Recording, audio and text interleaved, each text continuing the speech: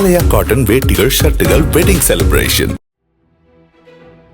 சென்னை அரும்பாக்கத்தில் இருசக்கர வாகனத்தில் சென்ற இளைஞரை வழிமறித்து 1,80,000 ரூபாய் கொள்ளையடித்தவர்களில் ஒருவரை பொதுமக்கள் மடக்கி பிடித்து போலீசில் ஒப்படைத்தனர்.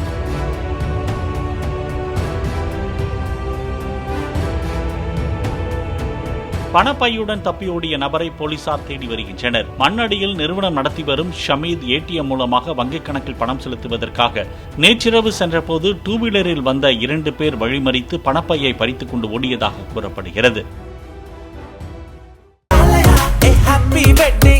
ஆலயா காட்டன் வேட்டிகள், ஷர்ட்டுகள், வெட்டிங் செலிப்ரேஷன்.